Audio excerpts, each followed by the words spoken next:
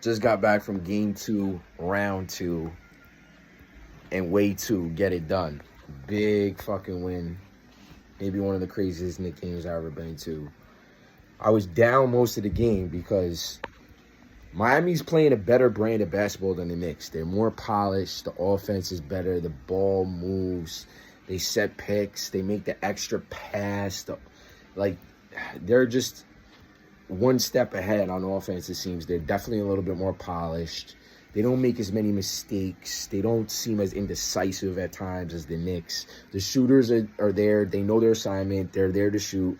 The other guys that make plays, and that's it. It's not like you're never like, all right, who's doing what? You know, sometimes you get that on the Knicks.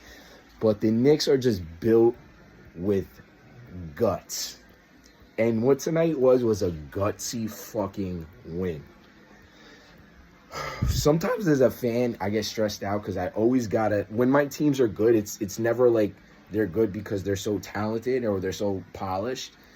It's good because they're just fucking going balls to the wall and they get gutsy wins. Like the Jets, they got to run the ball and play defense and get you these ugly wins. The Knicks, since the 90s with Starks and Mason and Oakley, we're throwing bows till we get this W. We're just going to fucking will you. But that's what we love as New Yorkers. But Jesus Christ, thank God for Jalen Brunson showing up in the second half. Hitting a couple big shots, man. Because there's only so far that stuff could carry you. And that's why the addition of Brunson this year, it's like the one guy you just trust with the ball. Like, as much as I love Randall and how important he was not being there game 1 and seeing the difference, there was times where he carried this team tonight. Carried this team when nothing was going on. RJ Barrett kind of had it going early. Shout to RJ.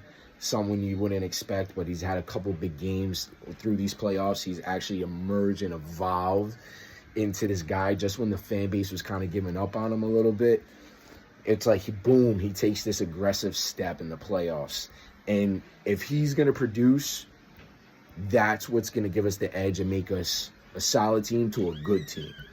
But he was actually producing tonight, and we weren't getting it from Brunson. And Brunson's the best player on our team. And then Randall, and then Barrett, then Hart. But Brunson is our guy. He's our motor. So even though RJ's stepping up and he's that next, piece that could put us over the top, we don't have our motor going. You need that to happen just to be in a game, in a playoff game. Here's the GOAT. You need to motorboat to get the GOAT. You need to motorboat to get the GOAT. But yeah, so this is a great series because you have that pretty solid team, very good coach in Spoelstra. There's just times where he's just outclassing Tibbs, and just genius by him to be running a zone to shut down Brunson. And every time he tries to get into the paint, there's just another guy there waiting for him. And they know the Knicks don't have knockdown shooters that are going to make them pay.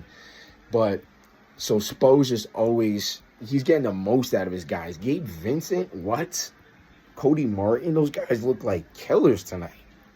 Like, there's time where Gabe Vincent is hitting shots. You're like, who's this guy? Big Shot Billups? I'm getting the feeling he's like Tim Hardaway on the Heat.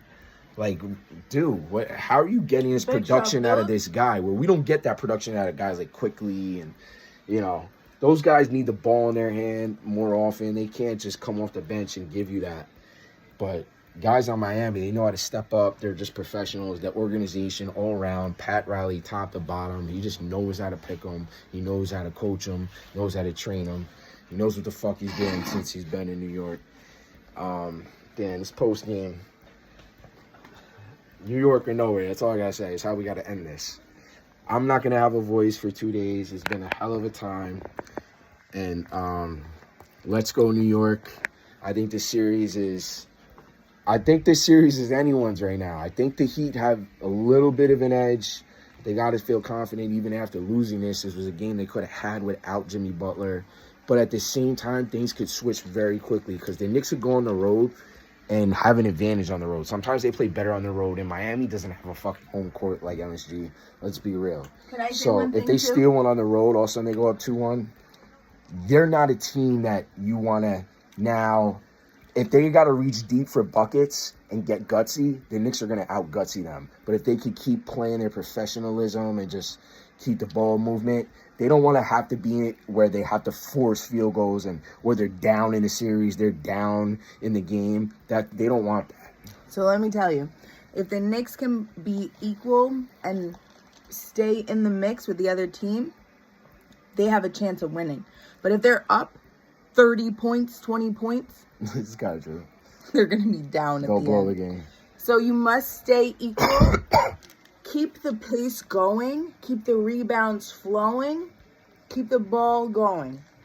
Don't give up.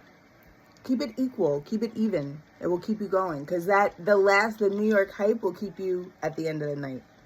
What? That's right. Good night, the lights.